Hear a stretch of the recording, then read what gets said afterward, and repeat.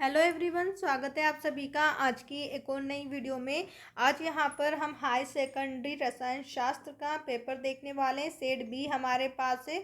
यहाँ high secondary कक्षा 12वीं रसायन शास्त्र केमिस्ट्री का पेपर है। यहाँ पर हम सभी प्रश्नों को देखेंगे। सभी प्रश्न ध्यान से देखिएगा। पहली बार आए हो चैनल पर सब्सक्राइब कर दो, जिससे आने वाली पेपर की अगली जो भी वीडियो होंगी वो सबसे पहले आप ही को मिलेंगी।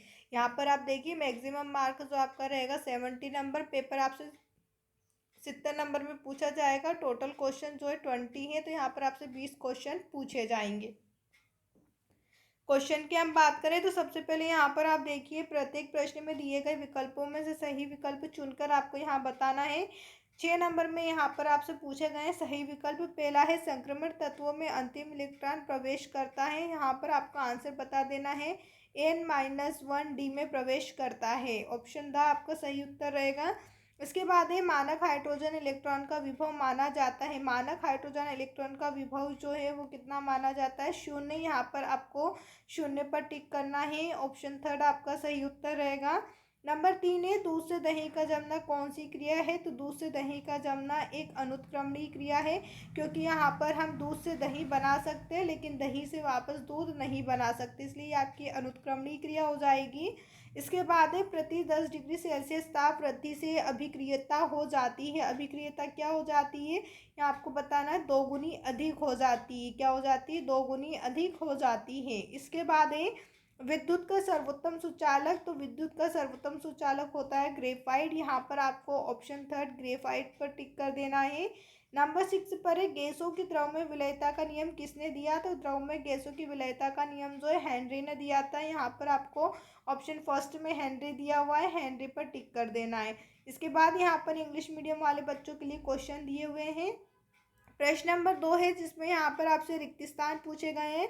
रिक्त स्थान में पहला रिक्त स्थान है सभी प्राथमिक केमिन प्रशिक्षण देते हैं। यहाँ आपको लिख देना है आइसोसाइनाइड कैसा प्रशिक्षण देते हैं? आइसोसाइनाइड देते हैं। नंबर 2 है ताप वृद्धि में गैसों की द्रव में विलयता हो जाती है। ताप वृद्धि में गैसों की द्रव में विलयता जो है कम हो जाती है। रिक्त स्थान में आपको कम लिखना है। नंबर 3 है प्रोटीन के बहुलक है। प्रोटीन के बहुलक एमिनो अम्ल है।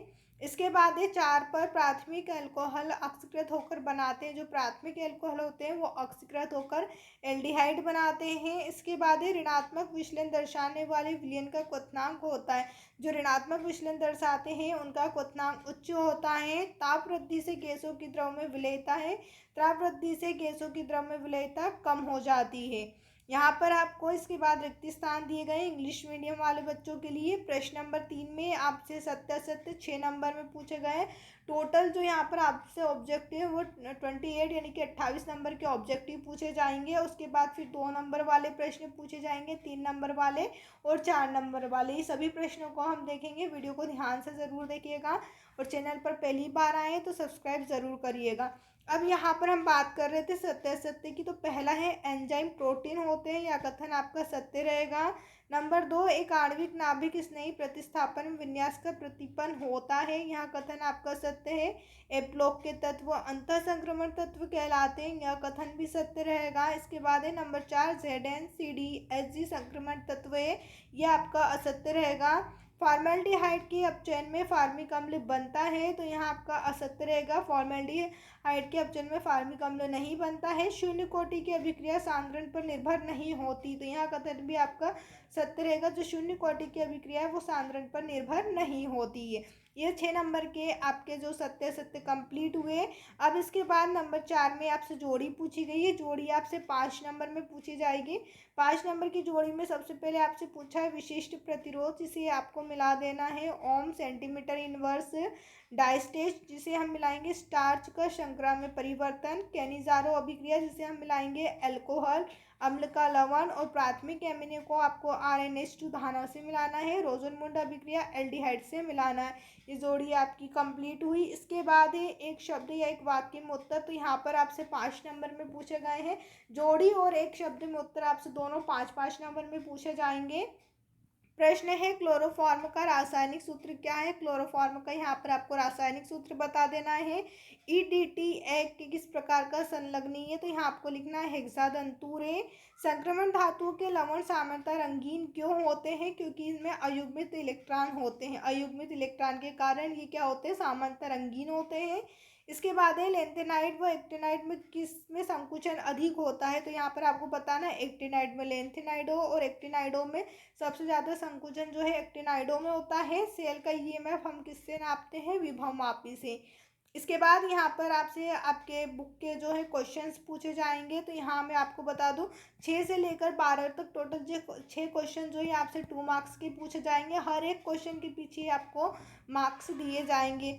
यहाँ पर मैं क्वेश्चन बता दूं कि आपसे किस तरीके के क्वेश्चन पूछे गए हैं। तो प्रश्न है, देखिए ऑक्सीकरण की परिभाषा एक उदाहरण सहित आपको बताना है। बहुत छोटे क्वेश्चन आपसे पूछे जाएंगे, 2 नंबर में, ज़्यादा बड़े आंसर नहीं लिखना है। यहाँ पर आप केवल 2 से 3 लाइन में आंसर लिखिएगा।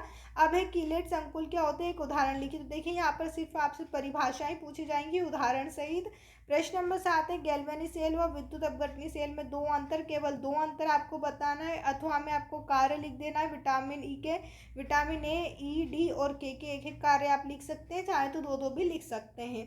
इसके बाद है तनुता का चालकता व आणविकता चालकता पर क्या प्रभाव पड़ेगा, अथवा में न्यूक्लिक अम्ल को समझाइए, उसके 2 महत्वपूर्ण कार्य लिखिए। प्रश्न नंबर 9 में आपसे सवाल पूछे जाएंगे, ऊपर भी सवाल है तो उसके अथवा में भी आपको सवाल ही दिया जाएगा। प्रश्न नंबर 10 है अपचयन की अभिक्रिया उदाहरण सहित लिखना है। प्रोटीन की संरचना में पद विकृतीकरण का क्या प्रभाव होता है। प्रश्न नंबर 11 है टोलेन अभिकर्मक व फॉर्मेलिन पर संक्षिप्त टिप्पणी लिखिएगा। और एल्डिहाइड कीटोन में 2 अंतर पूछे हैं, 2 नंबर का प्रश्न इसलिए 2 अंतर पूछे हैं। प्रश्न नंबर 12 है संक्रमण धातु संकुल यौगिक बनाने की प्रवृत्ति रखते हैं, ये आपको समझाना है। ज़्यादा बड़ी डेफिनेशन नहीं लिखना है, छोटी सी लिखना है, 2 नंबर के लायक ही। अब इसके अथवा में आपसे कारण बताइए पूछा है, कारण आपको बता देना है। इसके बाद है प्रश्न नंबर 13 जिसमें आपसे पूछा है लेंथेनाइड क्या होते हैं, इनका पृथक्करण कठिन क्यों है। लेंथेनाइड व एक्टिनाइड के 2 उपयोग लिखिए। यहाँ पर आपसे 3 मार्क्स वाले 3 नंबर वाले प्रश्न पूछे जाएंगे, थोड़े से लॉन्ग हो सकते हैं, थोड़े लंबे रहेंगे। इसके बाद है एल्डिहाइड के रजत दर्पण परीक्षण में केवल रासायनिक समीकरण लिखिए। अगला प्रश्न है लुकास अभिकर्मक की सहायता से प्राथमिक द्वितीयक तत्व के अल्कोहल में विभेदन कीजिए। अथवा में प्रश्न है निम्नलिखित अभिक्रियाओं के उत्पादों में IUPAC आपको नाम बता देना है। प्रश्न नंबर 15 में प्रथम संक्रमण श्रेणी धातुओं के +2 ऑक्सीकरण अवस्थाओं के स्थायित्व की तुलना कीजिए। इसके बाद अथवा में प्रश्न है एलिनिन की बेंजोइल क्लोराइड के साथ रासायनिक अभिक्रिया द्वारा उत्पादन का नाम लिखना है। प्रश्न नंबर 16 में आपसे पूछा है विद्युत अपघटन का फेराडे का प्रथम एवं गणितीय व्यंजक आपको बताना। 3 नंबर में प्रश्न पूछा है अथवा में आदर्श तथा अनादर्श विलयन में अंतर, तो यहाँ पर आप 3 अंतर बताइएगा, ज़्यादा बड़े अंतर आपको नहीं लिखना है, छोटे छोटे 3 अंतर यहाँ आपको बता देना है। इसके बाद है 17 नंबर पे सहसंयोजी यौगिक के उपयोग लिखिए। कोई 4 या 4 नंबर वाला प्रश्न इसलिए आपसे जो है 4 उपयोग पूछे, उसी के अथवा में उपसंयोजी यौगिक के निम्न समवायता को समझाना है। प्रश्न नंबर 18 है अल्कोहल व फिनोल में अंतर स्पष्ट कीजिए, तो यहाँ पर आपको 4 अंतर लिख देना है। कोलराज का आयन संबंधी नियम है, उसका सूत्र आपको बताना है। प्रश्न नंबर 19 में DNA का पूर्ण नाम, कोशिका में स्थिति और एक प्रमुख कार्य लिखना है। अथवा में वर्नल के उपसंयोजी सिद्धांत को उदाहरण से ही समझाना। और आखिरी प्रश्न आपसे पूछा है निम्नलिखित अभिक्रिया को समझाइए। आपको 2 अभिक्रिया दी गई है, 2 नंबर की अभिक्रिया रहेंगी, टोटल 4 नंबर का यह प्रश्न रहेगा।